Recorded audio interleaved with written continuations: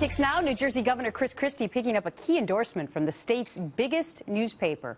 The New Hampshire Union leader writing this: "We don't need another fast-talking, well-meaning freshman U.S. senator trying to run the government. We are still seeing the disastrous effects of the last such choice." Other candidates have gained public and media attention by speaking bluntly, but it's important when you are telling it like it is to actually know what you are talking about. Chris Stirewalt is Fox News digital politics editor and the author of Fox News First, and he joins me now. Wow, it's a bit of a zinger.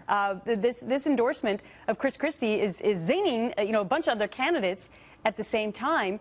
Is this going to help the governor in the state of New Hampshire? Well, in a real practical sense, no, in the sense that this newspaper, don't believe in any recent memory, has ever picked the winner for its state.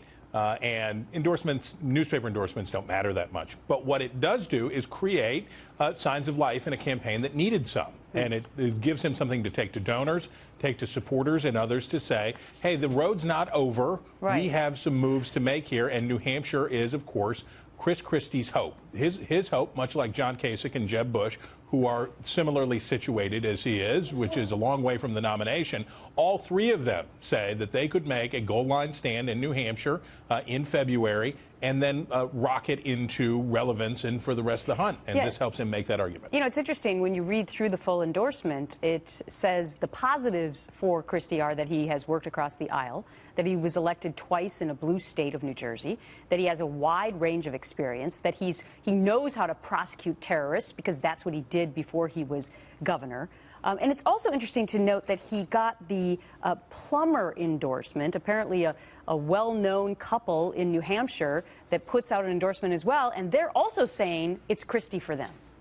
Sure, and I do think Christie could end up being a good fit. It will depend on how long Kasich and Bush stay around this fight. It will depend on how serious they get about this. But look, Christie is way out of first place in New Hampshire right now, depending on the poll that you look at.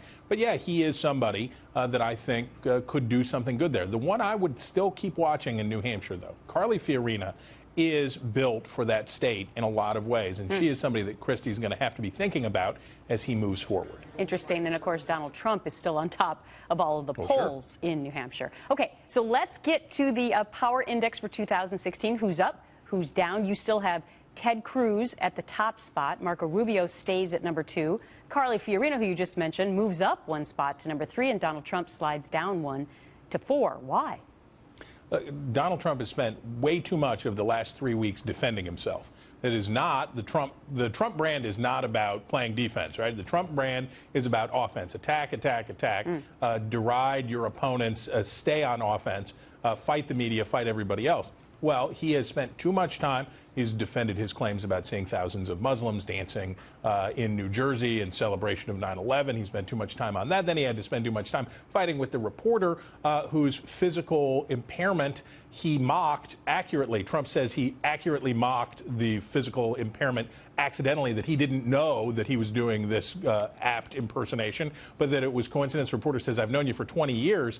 Yeah, you knew what you were making fun of when you made fun of me. So he had that. And now today we've got the black pastors that his campaign said we're going to endorse him. They said we're not endorsing, and it's back and forth and fighting. Too much time spent not attacking his fellow Republicans, which is his brand, but instead defending himself. That's not good. Okay, now the rest of your power index, Ben Carlson and Jeb Bush, stay respectively at 5 and 6. Why? Because it's a long way to the barn from where they both are. Now, that's not to say that it couldn't happen for either of them. But right now, Ted Cruz is just sitting in the catbird seat. Rubio is right behind him. But the two of them right now are shaping up as the guys who have the gut. We are 2 months precisely today from the Iowa caucuses, and I would be very surprised if on that day that Cruz and Rubio were not 1 and 2, not just in Iowa maybe, but across the Republican spectrum. But we'll see. Very interesting prognosticating from Chris Stirewalt. Have a great week. Thank you. You bet.